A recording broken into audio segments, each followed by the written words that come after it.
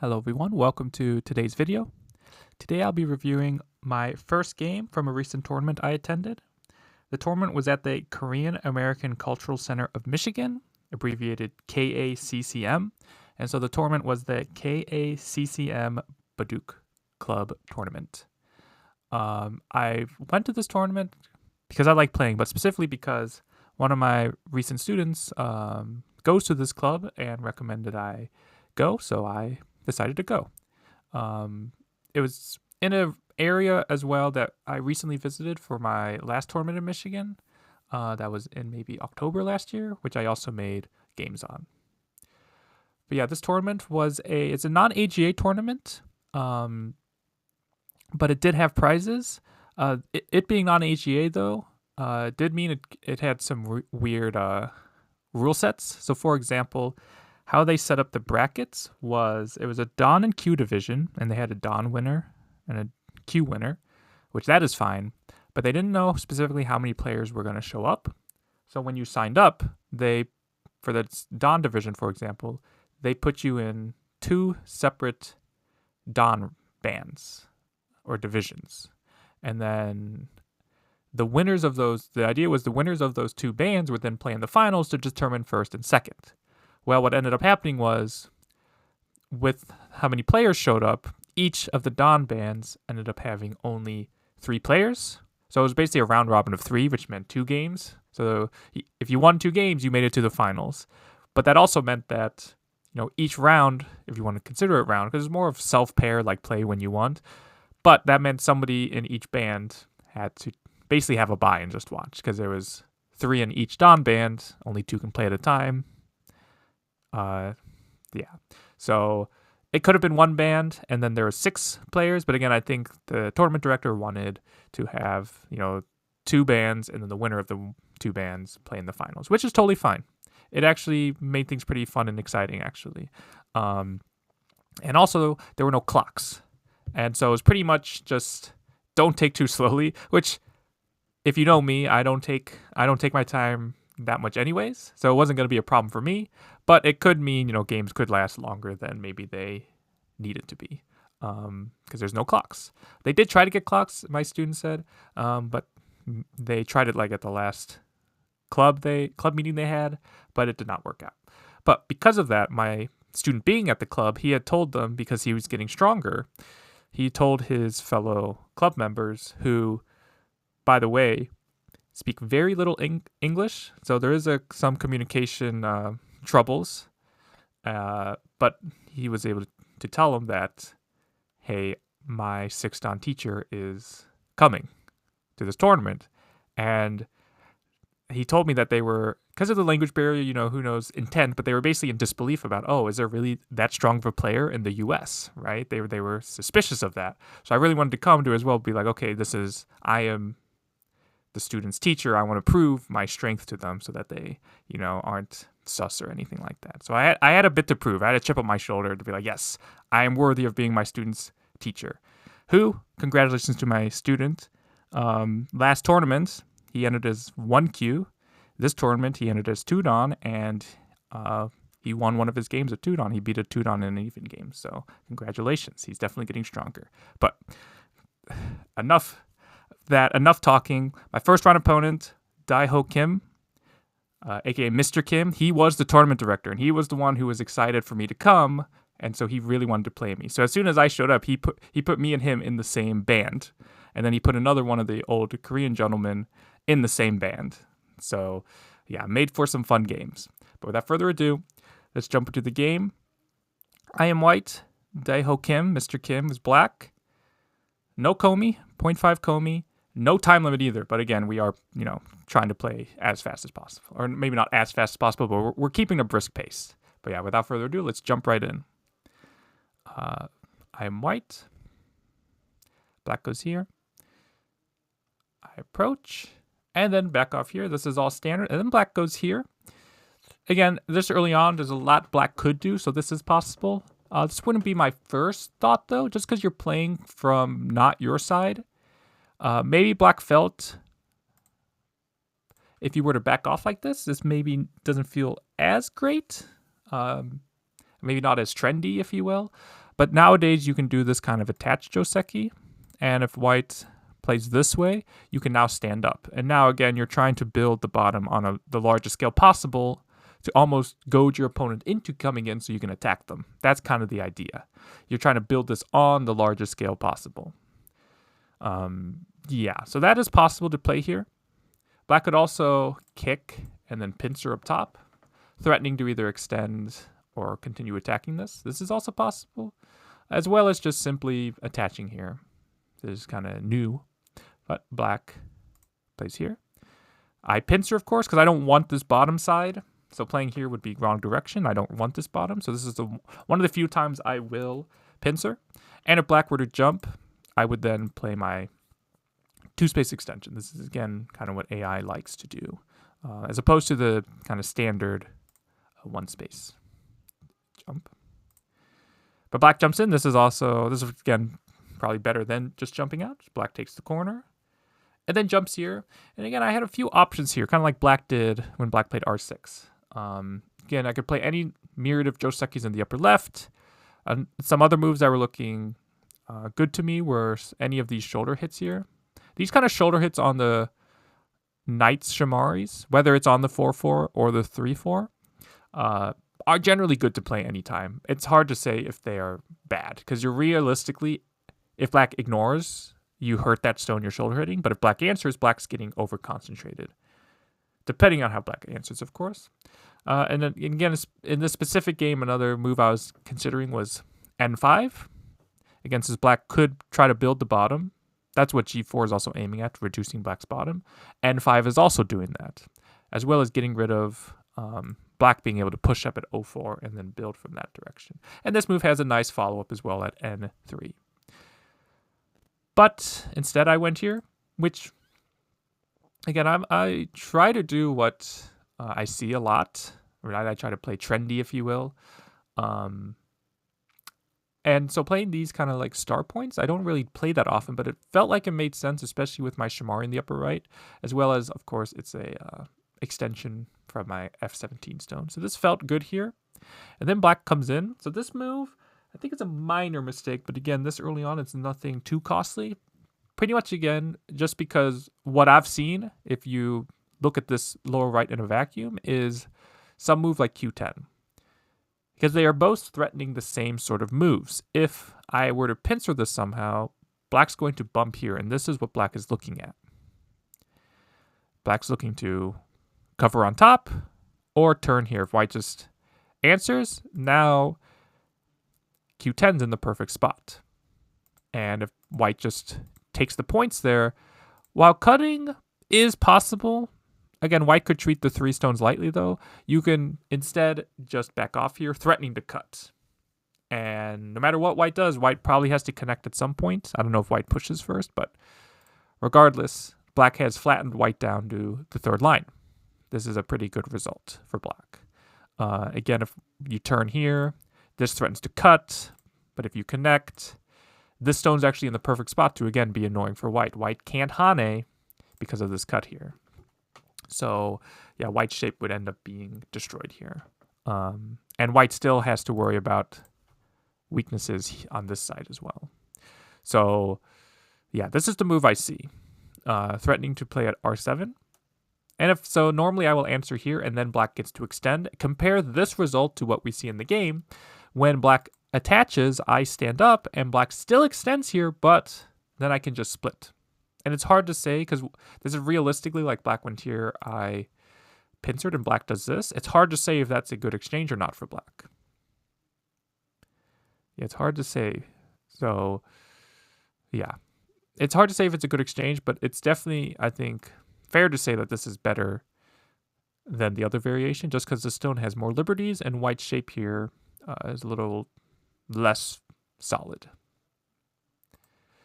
Attach. Black plays there, so I pincer. Black jumps out. Kick, keep black out of the corner. And here again is a big decision for black. But notice all of white stones are, if you cut it down the diagonal like this, all of white stones are in this upper right vicinity.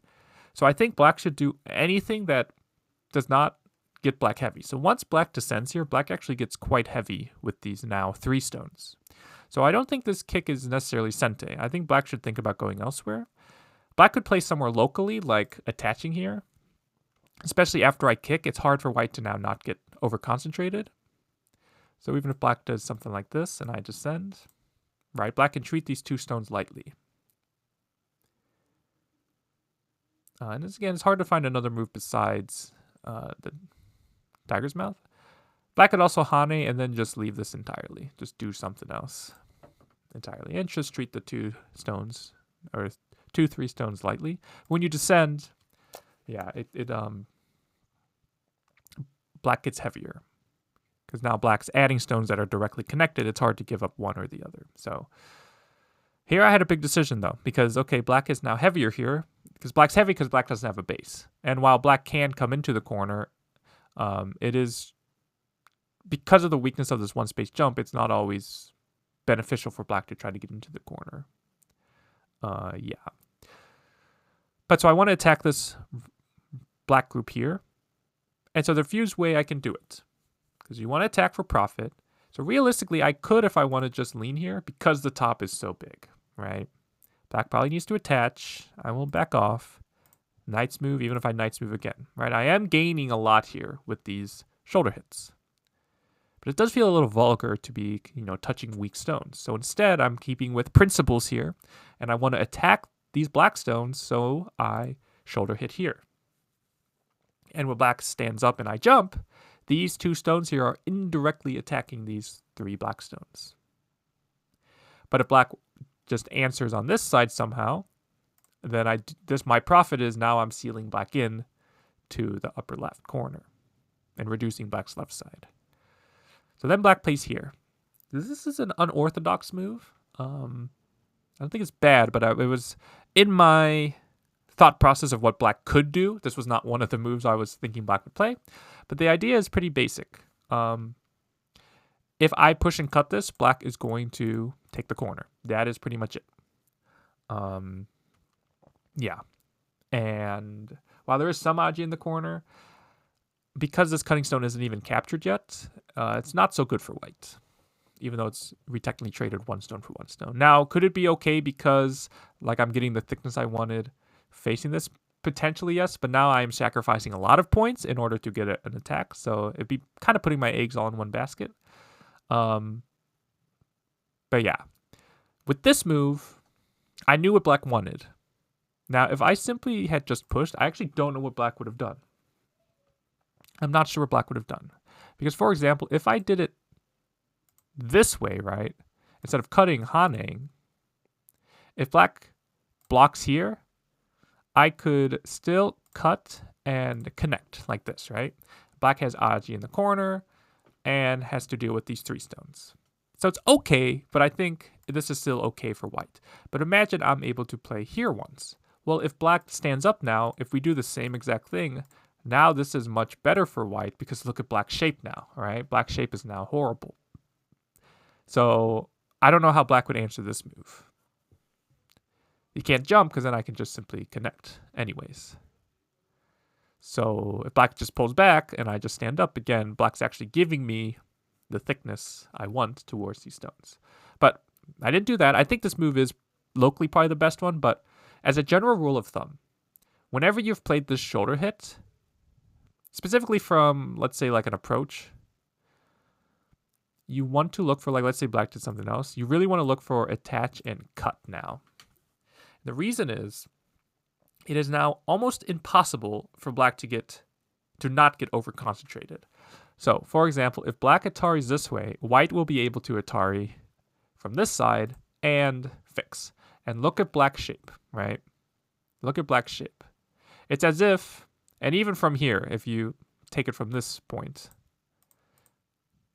right? Imagine this shape here.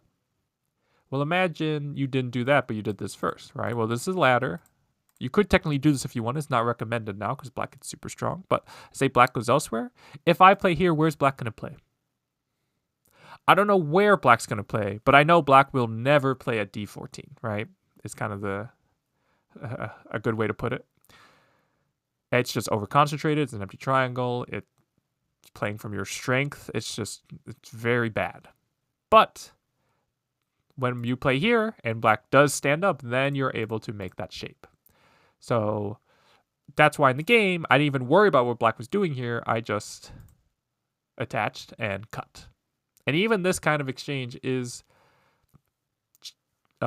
changing how this stone, or what's going to happen in the sequence with this stone here. So again, if black just Ataris like this, and let's say this Atari is always Sente, well then I'm able to just surround, right? I say this isn't always Sente because technically you could, black could give it up. But yeah, it could change what happens in this fight here. And even here, white could even now play this one as well. Yeah. And again, because of the stone's low on liberties now, it is harder for black to find a really good move. So, yes. But so in the game, maybe to avoid getting overconcentrated, black Ataris, and I connect. And again, if black goes here, I would probably, again, just push like I did in the game, or that I could have done. And yeah, just gone from there. But what black does instead is goes here. And black does this for a very specific reason, but we'll see the reason is not good enough compared to what white gets, because what white gets is the corner. White gets this whole corner, and that is very, very big. That is very big. So, yeah, but black played G16 for a very specific reason, beyond just connecting black's cut there at a F14. Black wanted to play here. But here's where M16 is not a good area to play in. First off, you're too close to your 3 stones here, of course. So where do you think white played? Well, I leaned here. Not only is this attacking M16, but it's also attacking the 3 stones here. But even if, let's say miraculously, you're able to live, but even realistically, you give this up, right? How big is this top side actually? Because at any point, I can crawl at G17, right? Like if you defend this way, I can crawl at G17. And if you have to pull back here, I've already connected, but also I've already reduced your top. But if you block this way, again, it's hard to find a good answer to this move because if you block, I can cut. So if you have to do this, once again, it's already not, black's losing too much compared to giving white the entire right side. But even if, you could go here, or let's say you play a little, or back off a little bit, then there's no good way to answer this kind of move, right? So the top is actually not that big. So what I think black should do is attack the left side like this. Attack these 2 stones here. Because not only does this attack the 2 stones, but it does also start to map out this entire lower left. So, yeah, I think this area is too small for black to be trying to play in. Now, again, I think, even going back to this move, I think a move here, if black wanted anything, because what this does is, it does affect the top, but it doesn't put any extra pressure on these 2 stones. I would go here as black, and again, if white does kind of the same thing, say something like this, well now even attacking the left side's even better, and you're putting more pressure on these 2 stones. So pretty much I think this move doesn't help black pincering here as much as I think black thought it did, especially when black, as we see in the game, tries to help both sides. So I bump here, because when black extends, it forces me to make good shape. So that's why I bumped here.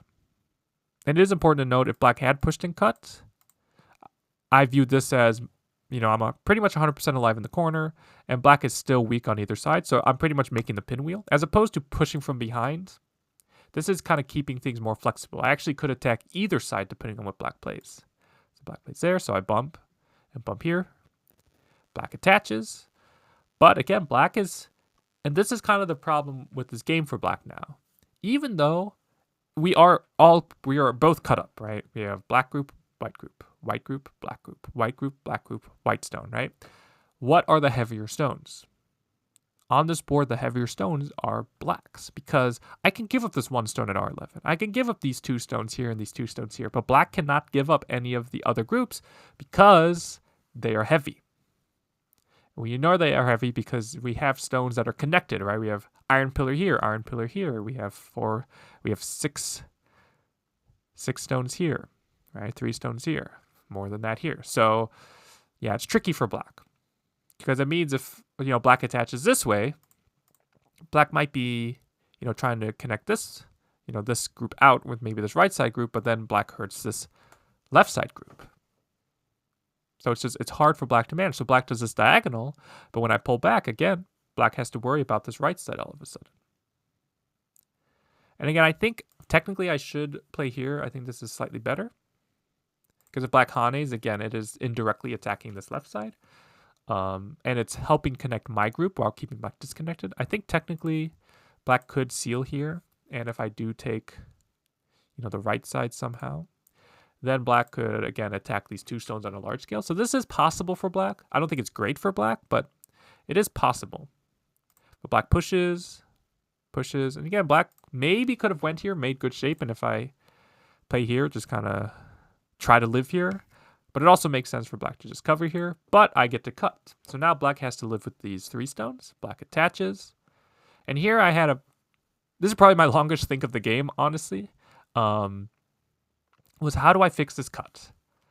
Because I always try to be as efficient as possible. So this move here is solid, but it only does one thing, right? It fixes the cut. And this move is screaming out at me. It's like the perfect spot to not only fix the cut locally, right? Black can't cut here, but also threatening to push through black. But this would allow black to get J18. And I was thinking, okay, is it worth allowing black to get J18 for a more severe attack on the left side, the upper left? And of course, I really wanted to get this move, but then this cut just works, right? And again, maybe I could play here. And if black wants to cut, we again have a fight in the center.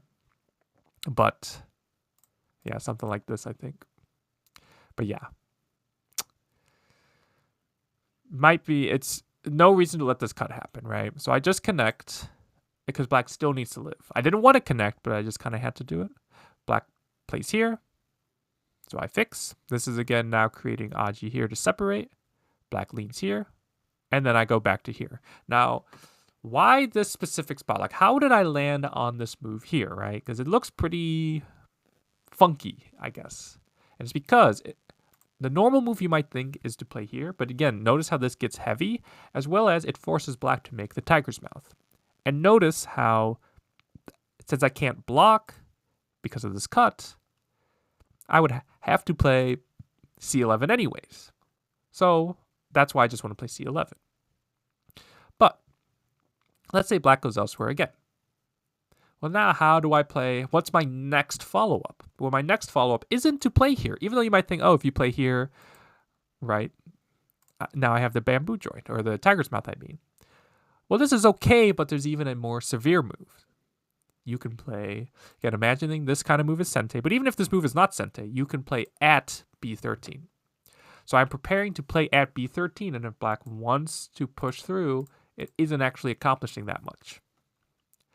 So C11 is threatening to play at B13. Even if I played this diagonal, black can still attach here.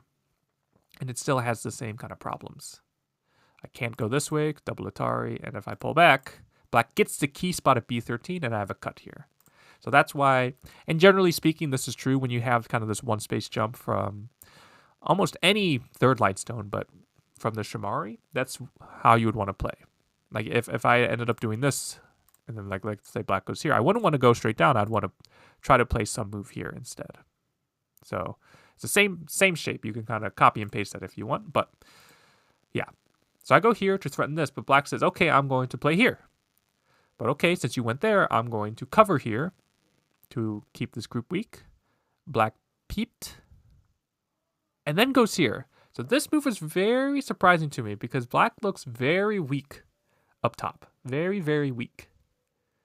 And so I thought black might just play here, Hane, and go here, and threaten a cut here, right? There's a potential weakness there for black. So I was like, okay, that makes sense, right? But I think black didn't want to see me connect. So I think black was almost in overdrive mode, or just really trying to attack, where now I'm separated here from the top group. But look how weak the upper black group looks. There are probably many ways to attack this group here. And so I Atari once. This is to help me not get surrounded, and I peep here. Black goes down, I go down, black attaches. This is where it's hard to gauge in a game when you're playing the best move. And what I mean by that is, I was reading this and I found a way that kills, right? I found a way that got rid of black's eyes. Perfect, right? But even though I found a way that kills, it wasn't the best way to kill locally, I should put it. So in the game, I should just go here. This forces black to connect here. Black can't separate me because, again, black's actually weaker than I am. Double Atari, connect under, connection issue here. Problem. So black has to connect. If I connect, black is now locally dead up top. Even though black has an eye, this is actually better for white. And it's because I can capture this stone at any time. But okay, what did I do? I Haned. Black covered. I Atari'd. I thought black might fight the Ko, but black just connected. I connected. Black has to connect here. Black, you might think black could play here, like this. Because if I Atari, black can capture. But I can play here first. And black can't come down. And even if black Ataris, I can just connect. And you can see black can't cut me off. So black just connects. I Hane. So again, I took away black's eyes. Black has no eyes there. But look at the amount of liberties black has, right? So when black goes here, there is a potential for some sort of capturing race. And I accepted that because look at this board, and I think this illustrates a very important skill in Go, is kind of taking a step back and looking at the whole board. So, if I wanted to, I could play here. And this move gives me an eye, and since it gives me an eye, that means locally this group is dead. Now, I still have to worry about my top group here, but if this group has an eye, then this group is one step closer to being fully dead. And if that's dead, then that's pretty much game over. But this is what I thought about. Okay, black can get rid of my eye if I go elsewhere, right? Black can go here. And again, most likely, it's going to be no eye versus no eye. We have all these inside liberties. Most likely, it's going to be Seki, right? Just based on experience, I know that, okay, it's probably going to be Seki. So if I ignore, the worst is Seki. So at this point here, this is Seki. But is there any other spot in the board that could potentially be bigger than that Seki? And there is. Because look at this black group, right? Look at this black group and even look at this white group. So remember, I could go here, make two eyes here, but what if black ends up peeping and then trying to surround my group? Even if I can potentially live somehow. And again, the issue with black is black still needs to live here. So again, it's very tricky for black. But in an ideal world, imagine something like this happens. Black could actually attack while I'm trying to get liberties to make this not a Seki. Black could actually maybe attack the left side. So instead of playing here at S17, I play this, saying, okay, black, if you want to make it a Seki, right? Most likely a Seki, right? With this group, again, so many inside liberties, it's just most likely going to be a Seki. Then I'm going to kill your entire upper left. Anyways. So, yeah, black does not have time to get rid of the Seki or make the Seki when black is dying here. So in the game, black answers by Haneing, but I can play here and block here. Now the question is, how do you answer this cut here? Because if you just answer quote unquote normally, well, now I am cut off and black definitely has more liberties than I do. But remember that this is not the key stone here. This stone here at J11 is. So I can cut this way, Atari, and then connect. And once again, black's is dying here and now has a dongo in the center. So yeah, black had to connect, which allowed me to connect. Black needs to wedge to play here. Because, again, black needs to live. And, again, a big question. Is black alive or not? Because, again, black could play here, make it a Seki.